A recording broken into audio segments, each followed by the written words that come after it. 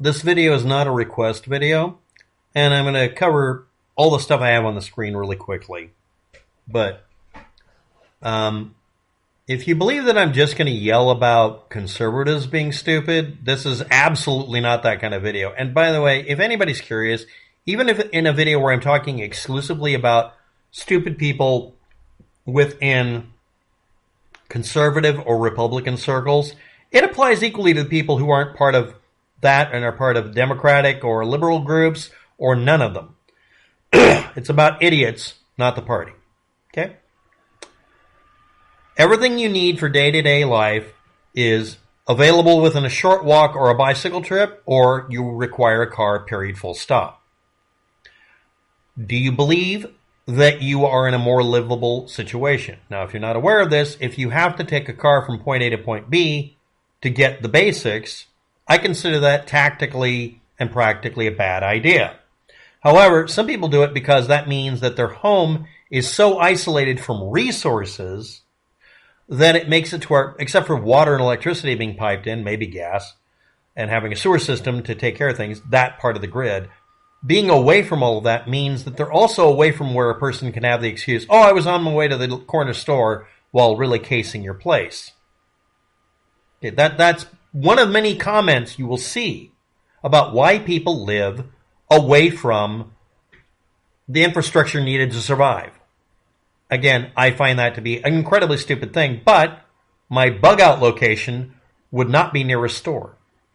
It wouldn't be near infrastructure. It would be on a flat plain, only near a hill or a mountain range if it was incredibly stable, and I was in an area where I checked all of the disaster maps to make sure it wasn't a place that would ever have a disaster. It depends on your motivations and planning. Improving people's health, reducing air pollution, noise pollution, and reducing carbon emissions. If you take any of those or all of those, along with being in a short distance from a store, place of worship, doctor's office, green spaces. If you take any of that as an indication of a slippery slope where you are dealing with libtards who are secretly communists or socialists, you're a deluded nitwit.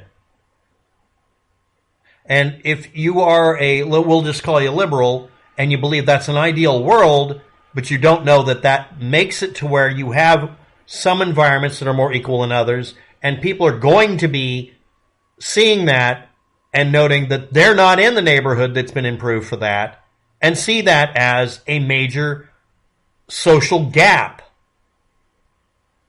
It's a luxury to be able to engineer your town, plan it in the first place, or re-engineer it, all of the above, to where you have these things. But if you're a conservative, you're not going to remember that your great-grandpa and grandma talking about the good old days or whatever you wish you had anymore is exactly what what I'm describing here. People living in a small town. If you live in a big city, you make lots of little neighborhoods. They're like little small towns so that they can work.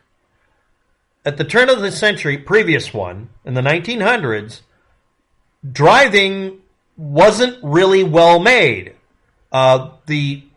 The New Deal process of building highways and roads and infrastructure made it what you have now. Back then, driving a car was a chore. It was an adventure, like crossing the Sahara and shit on foot. It was not easy. I grew up just barely at the end of the part where you would go from town to town to town with little roads with inconsistent behavior, sometimes inconsistent signage, and you might get lost or get hurt. Now, you have AAA, cell phones, and all who's what's-its. Back in my day, people died getting to the store. But the point I'm making here is, a lot of conservatives are screaming about this shit as if it's communism or socialism, when it's literally what they ideally would like and say they want. Why? Well, the liberals said it. No. That's not a good attitude, and also that's not really what they're doing. Now I'm going to bring up something else that's going to piss off liberals exclusively. Do any of you remember Al Gore and the hockey stick? Do you remember him and other people at that time, got to look up what year, saying how many years in the future from now when they ever said that? They stopped saying it because they got caught. They said, if we wait more than, let's say, 10 years, it'll be too late. Translation, if we wait 10 years, we don't need these rules because they're not going to do any good. We're not going to be reducing carbon. We're not going to sell carbon credits. That sounds elitist as fuck. Yes, the climate change denial people have lied for decades. And yes, some of them on behalf of the oil companies. Some of them out of motivated self-interest. And yes, climate change proponents who are actually telling the truth also went out of their way to doomsday scare us by saying if we don't do something in 5 years, we might just well not do it. And then they kept changing it every year to a different year. That's no different than predicting the end of the world as a doomsdayer. I used to criticize the fuck out of them because they were lying about climate change. They weren't lying that climate change was happening or that eventually the planet would be unlivable and that we were doing it to ourselves and we could fix it. They were lying about the timetable because they didn't say the three magic words. I don't know. Oil companies in the 1950s, this is not an accurate prediction, but it's what they had, have lied about doing studies where they found out that if they actually got all the oil out of the ground that they could find, because they'd figured out how to find where they could drill it out and get it out cheaply. If they provided this cheap material and sold it to people and burned it up as fuel and used it for all the shit we need, they would run out by a certain year or an uncertain year. And in the process, they would make the planet have too much carbon dioxide and be unlivable. And their best bet was to die before it happened by slowing it down and creating artificial scarcity by creating fake oil crises. OPEC. Obviously, if we're getting oil now and we're doing it through newer exploration, that explains some of the new oil sources. But OPEC and the oil companies lied about the oil crisis. Because they did. In the case of OPEC, using it as a weaponized way of supply and demand fighting, attacking the West is the presumption. And in the case of our own country's oil companies, to make money and to make it last longer. If you're not aware of it, the oil companies secretly tried to fund making more efficient cars so they could ride this horse. We're the whore. Everybody lied about it. Okay, they did. It's not a conspiracy theory. They've been caught. We have the evidence, and we also have the evidence of it's not Greenpeace and it's not the EPA, but it's people who are movers and shakers lying about this. And yes, some of them did profiteer off of it. Selling carbon credits is what people bring up, even though that's not really the same thing as profiteering, but there were profiteers. No, Al Gore did not make billions of dollars off of this. That's not really true. Yes, both sides are lying about this because it's turned into a propaganda shouting match. Do we know when the tipping point happens where we're not going to be able to fix this? We have no fucking clue. And just like me explaining to people that scream every fucking year that they even hear the word liberal, that the ammo shortage that they created by hoarding and they created by doing a run on the businesses was caused by them.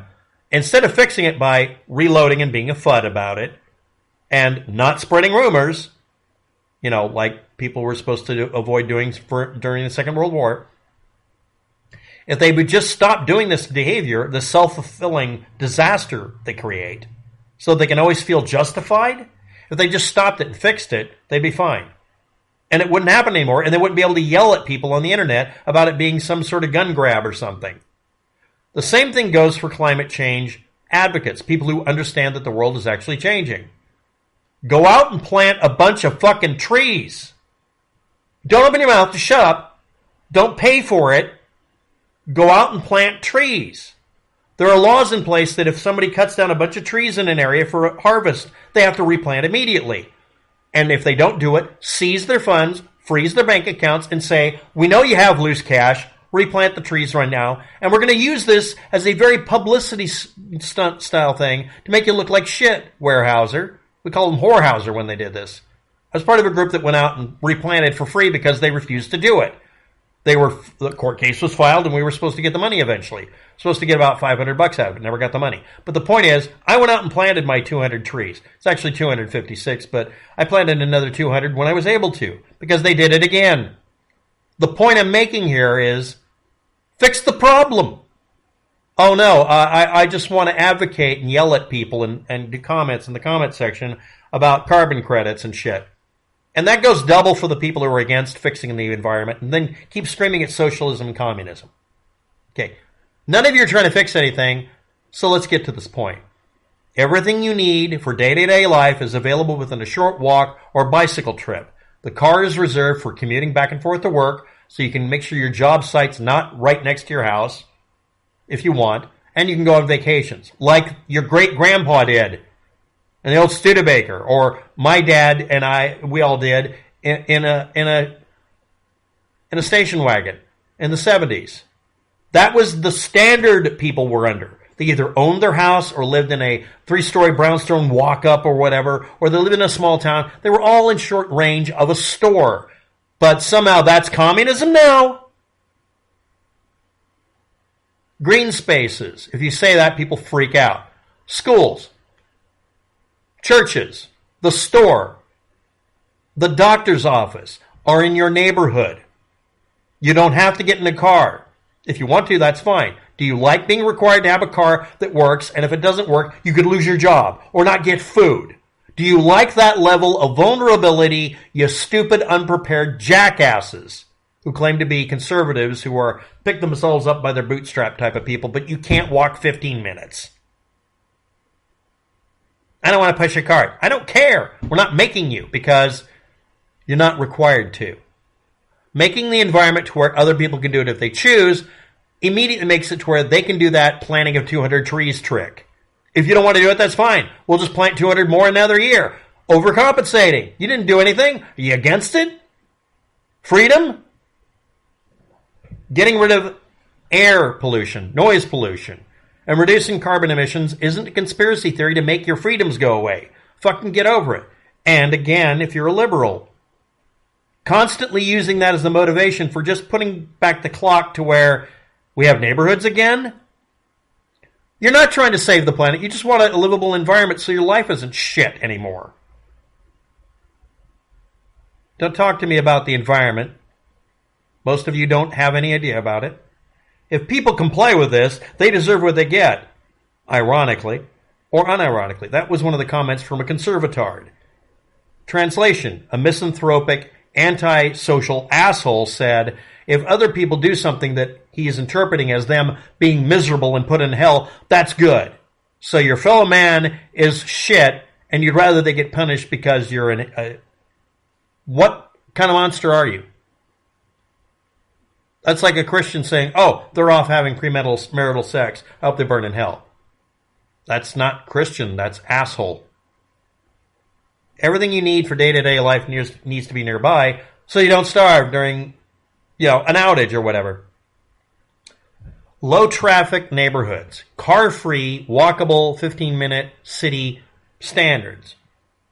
It's not climate lockdown. Civil liberties and your freedoms are free. Now we're going to address what actually happened. Let's get to the point. In other countries and in some cities and some counties run by some people, they really do make this into a lockdown. You can go through with your car, but only if you pay them money for a permit or only get permission. Yeah, Britain and other countries are doing this kind of thing, but they're making it a mandate and they're pushing people around. I don't want this to be Britain. Yes, that really happens. It's not just a conspiracy theory. But again, both sides are screaming shit that isn't factually real. When was the world supposed to be too late to fix it so we could just not bother? You'd have to look this shit up. The criticisms that go both ways are valid. Unfortunately, that means that you have to take the criticism as well as give it. But this isn't some horrible conspiracy, at least in the United States, in the majority of the areas. But yes, a couple of places, yeah, it is a bunch of people who are going to profiteer off of it and fuck people over and reduce your freedoms. Some of it's real. Thanks for watching. Have a good day. Good luck with that.